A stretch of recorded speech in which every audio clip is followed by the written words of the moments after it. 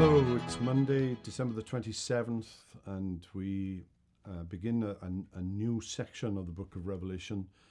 There was the introductory chapter, then in chapters 2 and 3, the 7 letters to the 7 churches in Asia Minor, and now John is taken to a place where he beholds something of the splendor and majesty of the throne of God. And in chapter 5, it'll be clear that this throne is in fact the throne of the Lord Jesus.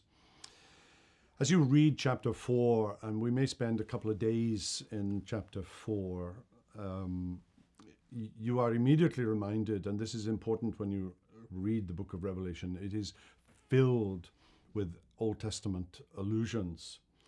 And one is immediately reminded of the vision of Isaiah in Isaiah chapter 6, or the vision of Ezekiel in chapter 1, or the vision of Daniel in chapter 7. And all of those are visions of God on a throne. And some of the symbolism that is used here in chapter 4 is very much taken from the Daniel, Ezekiel, Isaiah descriptions that we have. John is taken spiritually to the place, the timeless space that God occupies, and the heavenly hosts that surround the throne of God.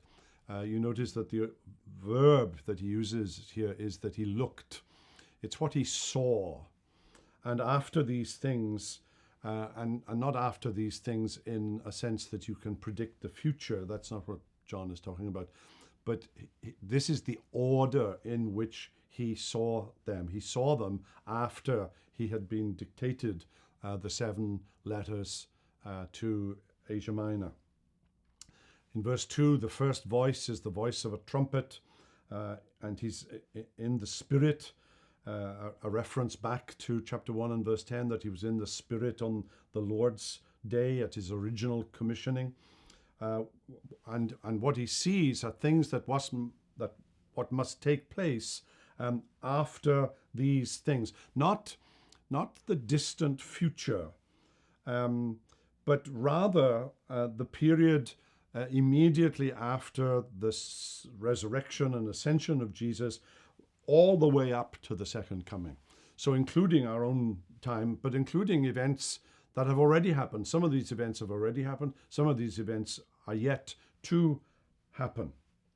And so he's caught up in the Spirit, and he sees a throne with 3 precious stones, jasper and sardius and emerald. And in chapter 21, there'll be a fuller list of these precious stones. A rainbow, which is a sign of God's mercy. When we think of Noah's rainbow, it also occurs in the first chapter of Ezekiel in his vision. And 24 thrones with elders and golden crowns. And that might be a reference to the 24 orders of priests that we read of in 1 Chronicles 24, or it might be the 24 orders of Levitical gatekeepers that we read of in 1 Chronicles 26, or it might be a reference to the worship leaders, the 24 worship leaders that we read of in 1 Chronicles 25. Whatever it is, what we have here is a picture of the church at worship, a church at worship. Well, let's pause there. We'll come back to chapter 4 again tomorrow, but for now, have a wonderful day.